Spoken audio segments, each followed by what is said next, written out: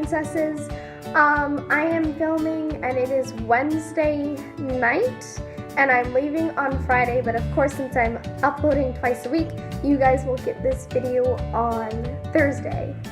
And this is more for people who are gonna be applying to the college program in the future or like this app season, because we know that it's probably gonna happen my move-in day. But of course, on my move-in day, I'll be filming my moving into Disney video for that. So, okay, so this is gonna be mainly my advice for, like I said, people who are planning on applying for the Disney college program or are applying for this fall semester. I've seen a lot of questions on the fall group chat about like application-wise and job experience and stuff like that, so I'm gonna go over all of that since I didn't really go over that in my DCP process video. And I'm not gonna go really in-depth on the things for like WBI or phone interview. This is mostly just gonna be application stuff, because your application gets you to the WBI and your phone interview. And honestly, if you can get to that point, you can probably go from there on your own. So, here we go. My advice for the Disney college program, based off of my application and like talking to a bunch of other people about their applications and talking to people who work for Disney now. I have family who's done the Disney college program and then went on to work for Disney. So this is all coming from them and me and all the advice that I got while I was applying. And of course, I did get accepted my first try-in. So let's hope that this helps some other people. The first thing is like obviously your information. So when you apply for the DCP, your application, the first part of it is just your generalized information. There's very few things that can put your application out of line on this first part. The only things that really can do it is if you are under 18 by the time of applying, you are not enrolled in a college course, or you've committed some type of really bad felony. As long as you haven't done any of those three things, you're pretty much good on that part. As far as job experience goes, I've seen people with no job experience get in, and I've seen people with little job experience and most job experience. I don't think the job experience matters as much as people think it does, but I do think it's really good to have something for that portion of the DCP application. One thing that I definitely suggest is like if you volunteer, put down your volunteer work if you don't have actual job experience. I did that and like it worked, it was fine, it was appropriate and acceptable. The other thing I would have to say is do your skills and duties in bullet points, like bullet form style. I see a lot of people trying to do paragraph style and it kind of gets confusing and muddled halfway through, and just format wise it doesn't make sense to do it in paragraph form. So I definitely would say do it in bulletized form because it gives them the things to look out really quickly. Another thing for this part is use big words such as like maintaining kitchen appliances, or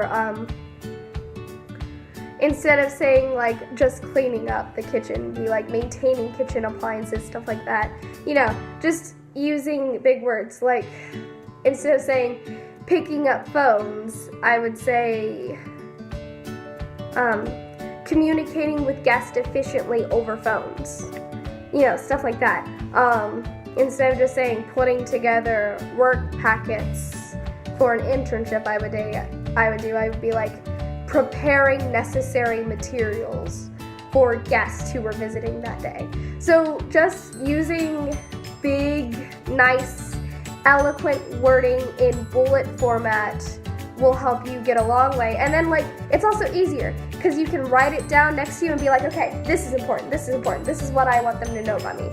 Your application has to get everything about you and the reason why you should be in the DCP across in very little words. And you really want it to be as efficient as possible that way. What else? But of course, like that isn't such a huge thing since I have seen people who have gotten in with zero work experience at all. So it just depends on you. The next part of it is obviously doing low interest, no interest, medium, high. So for me, I only went for Walt Disney World, but you can specify if you want to do both, and then it'll go through each one of them for both, and you can put it. My advice for putting your interests would be, if you can't stand doing it, if you look at the job description and you're like, ugh, put no interest. If you think it wouldn't be so terrible to do, put low interest. If you think you could stand doing it, put medium. And obviously, if it's your top priority roles, put high interest. Now, that being said,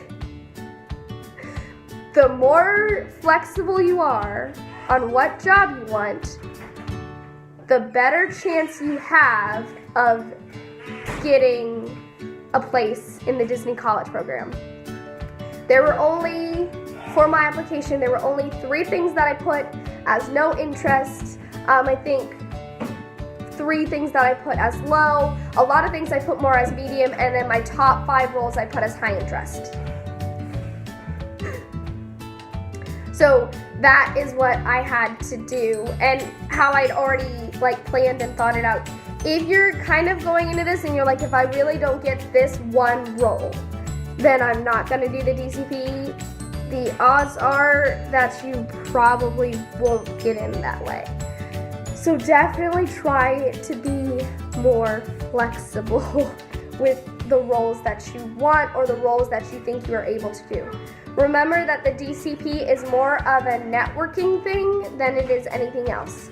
So you really want to prove to the company that you deserve to be there and that you deserve this chance to have all of these opportunities. And that requires a level of flexibility. The next part of it is obviously you get past that, you put it in. There is a place to submit a resume, but they say you don't have to do that unless you really think it has something that gives you an extra punch. Now on to the WBI. The WBI is more like a personality-based test. There's not much advice I can give you other than be honest, but don't be an idiot. Also, take it on your computer, not your phone. It is timed, so if you have a problem with timed questions or timed things, have someone next to you who can help you figure out what your personality is. That's pretty much it. It's a pretty straightforward test. You figure it out at the end whether or not you passed or not, and then you get an email to schedule your phone interview. Try and schedule your phone interview at a time where you know, absolutely know, without a doubt, that you will be somewhere where you can talk. Make sure it's a time where you don't have any classes, you won't have any friends over. Do it alone, do it with a place where you have great cell service, and put it in your phone, the time and the date that you scheduled your phone interview. The phone interview is basically you selling yourself to a recruiter in order to get into the Disney College program. Talks a lot about experiences, your work ethic, your personality, and the jobs that you would want in the Disney College program. This is also the point in time where they'll talk about Disney Look. You can ask any questions that you've had. What else? You can request a location at this time, but of course, that's if you get into the program. My suggestion to this is remember your recruiter's name, thank your recruiter at the end of the interview, have questions to ask, because it keeps a conversation going. They probably might be able to. My dad's back there and he's making comments. But yeah, that's about it. I'm wishing everyone good luck on these applications this season. I'm pretty sure they'll be out the 22nd is what everyone's been saying. I hope that this helps any. And I will see you guys next time. Stay magical.